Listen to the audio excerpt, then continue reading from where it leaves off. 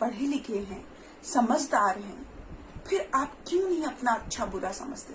क्योंकि बाबा साहेब ने एक ही बात कही कि मैं पढ़ा लिखा उसी व्यक्ति को मानता हूं जो अपने अच्छे बुरे का जिसको ज्ञान हो, जो अपना अच्छा बुरा समझता हो, जिसमें इतना विवेक और इतनी बुद्धि हो कि क्या उसके लिए अच्छा है, क्या उसके लिए बुरा है। ये तो इन सारे अधिकारों को देखते हुए उन्होंने ये मान लिया था, सारी जो भारत के जो बहुजन या मूल निवासी जिनको हम कह सकते हैं, वो ये समझ गए थे कि अगर हमारा कोई मसीहा है तो वो सिर्फ और सिर्फ बाबा साहेब अम्बेडकर जी हैं। उन्होंने वो धर्म छोड़ दिया जिसमें वर्ण व्यवस्था है, जिसमें एक को सर्वोपरि रखा जाता है और एक को नीच बनाया जाता है, जिसमें समानता का कोई अधिकार नहीं, जिसमें गुलाम बनाया जाता है। उन्होंने ये प्रॉमिस किया, ये वादा किया कि बाबा साहेब हम उसी धर्म को मानेंगे या हम उसी बात को मानेंगे जो आप हमसे कहोगे। क्या आप ऐसे धर्म को मानोगी जिसमें आपको आज भी आपके बच्चों को नीच बताकर उनको मारा जाता हो, उनको पीटा जाता हो? मैं आप लोगों से ये जानना चाहता हूं कि क्या आप ऐसे धर्म को मानोगी जिसमें आपके बच्चे को नीच कहा गया हो? क्या आप ऐसे धर्म को मानोगी जिसमें आपके बच्चों का मान सम्मान स्वाभिमान जिस धर्म ने लूट लिया हो? क्या आप ऐसे धर्म को मानोगी जिसमें आपके बच्चों को भूखा रहने पर मजबूर किया गया हो? क्या आप ऐसे धर्म को मानोगी जिसमें आपके बच्चों को नीच बताकर उनका शोषण किया जाता हो? क्या आप ऐसे धर्म को मानोगी जिसमें आपकी बेटियों की इज्जत को अपने पैरों तले रौंदा जाता हो? क्या आप ऐसे धर्म को मानोगी जिसमें आपके पूर्वजों को भूखा रहने पर और नंगा रहने पर मजबूर किया गया हो? संसार को शांति का पाठ पढ़ाने वाले महाकारुणिक भगवान गौतम बुद्ध जी के चरणों में अपने श्रद्धा सुमन अर्पित करती हूँ और महामानव संसार के अनमोल रतन बाबा साहेब अम्बेडकर जी के चरणों में अपने श्रद्धा सुमन अर्पित करती हूँ। और आप जितने भी हमारे समाज में तमाम महापुरुष जन्मे जिन्होंने हमारे लिए इतना कुर्बानी और संघर्ष किया, उन सभी के चरणों में अपने श्रद्धा सुमन अर्पित करते हुए आप सभी को मेरा गर्व से नमो बुद्धाय, जय भीम। साथियों, मैं बात कर रही हूँ जुलाई के महीने पे। जुलाई का महीना चल रहा है और बाबा साहेब जी का हर महीने का अपना एक संघर्ष है, अपना एक बलिदान है और एक बहुत बड़ा संघर्ष है। और मुझे लगता है कि हर महीने का संघर्ष आपको जानना चाहिए। तो आज जो मैं बात करूंगी एक घटना है 19 जुलाई 1942 की। तो आज मैं उस घटना पर आपके सामने बात करने आई हूँ। और अगर आप चाहते हैं कि ये जानकारी आपको मिले या आप चाहते हैं कि ये जानकारी सभी के पास होनी चाहिए, तो आप इस वीडियो को अंत तक देखें और इसको शेयर भी करें, ऐसी मैं उम्मीद आप लोगों से करती हूँ। तो मैं आपको बताना चाहूंगी कि 19 जुलाई 1942 को बाबा साहेब ने शेड्यूल कास्ट फेडरेशन बनाया और एक बहुत बड़ी सभा को संबोधित किया। उस सभा में लगभग 75,000 लोग थे, जिसमें से 50,000 मेल थे यानी कि पुरुष थे और 25,000 उसमें लगभग 25,000 महिलाएं थी। तो जब बाबा साहेब उनको संबोधित कर रहे थे तो उन्होंने महिलाओं से कुछ सवाल किया। उन्होंने महिलाओं से कहा कि क्या आप ऐसे धर्म को मानती हो जिसमें, क्योंकि महिलाओं की बात मैं इसलिए करना चाहती हूँ कि महिलाएं अपने बच्चों से बहुत प्यार करती हैं और महिलाएं कभी भी ये नहीं चाहती कि उनके बच्चों के साथ कोई भी बुरा करे या उनके बच्चों को कोई भी कष्ट पहुंचाए। इसी बात को ध्यान में रखते हुए बाबा साहेब ने उनसे सवाल किया और सवाल किए कि मैं आप लोगों से, यानी कि खास महिलाओं से, जब वो एक सभा को संबोधित कर रहे थे तो खासकर उन्होंने महिलाओं को कहा कि मैं आप लोगों से कुछ पूछना चाहता हूँ, मेरे सवालों का उत्तर दीजिए।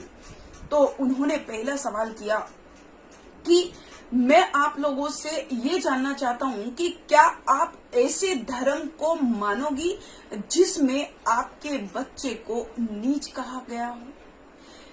क्या आप ऐसे धर्म को मानोगी जिसमें आपके बच्चों का मान सम्मान स्वाभिमान जिस धर्म ने लूट लिया हो?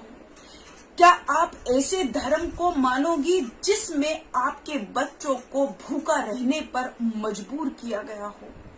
क्या आप ऐसे धर्म को मानोगी जिसमें आपके बच्चों को नीच बताकर उनका शोषण किया जाता हो?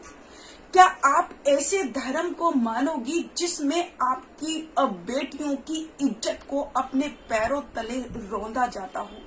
क्या आप ऐसे धर्म को मानोगी जिसमें आपके पूर्वजों को भूखा रहने पर और नंगा रहने पर मजबूर किया गया हो?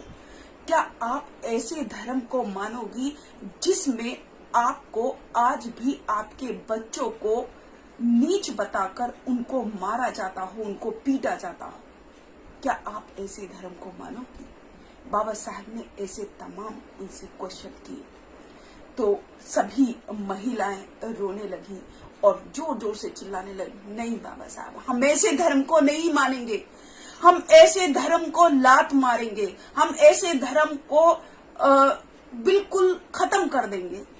ऐसा उन्होंने प्रॉमिस किया, ऐसा उन्होंने वादा किया और उन्होंने उस वादे को निभाया भी। उन्होंने वो धर्म छोड़ दिया जिसमें वर्ण व्यवस्था है, जिसमें एक को सर्वोपरि रखा जाता है और एक को नीच बनाया जाता है, जिसमें समानता का कोई अधिकार नहीं, जिसमें गुलाम बनाया जाता है।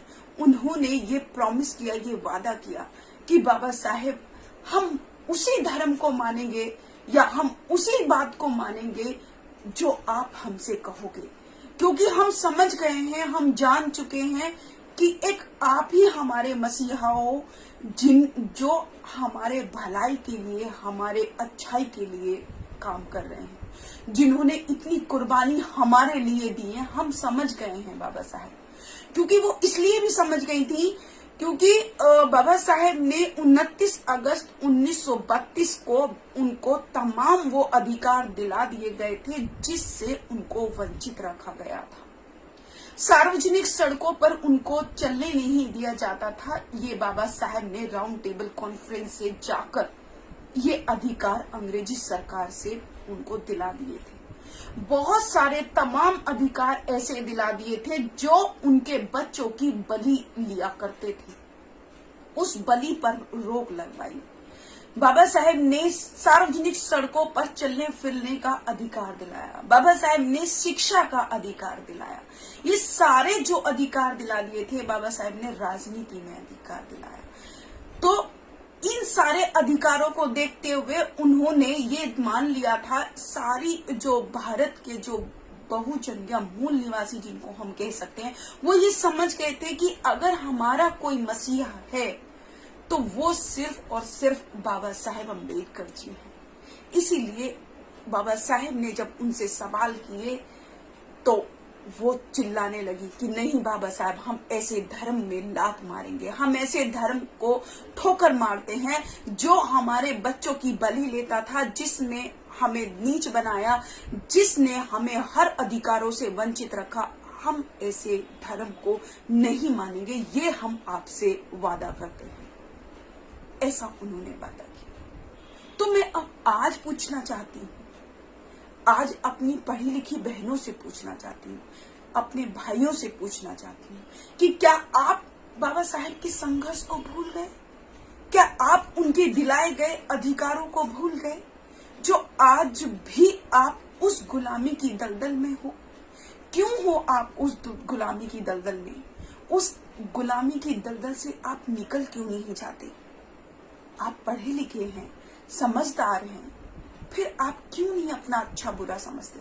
क्योंकि बाबा साहब ने एक ही बात कही कि मैं पढ़ा लिखा उसी व्यक्ति को मानता हूं जो अपने अच्छे बुरे का जिसको ज्ञान हो, जो अपना अच्छा बुरा समझता हो, जिसमें इतना विवेक और इतनी बुद्धि हो कि क्या उसके लिए अच्छा है, क्या उसके लिए बुरा है। ये तो आप सोचिए कि हम कहाँ हैं आज भी।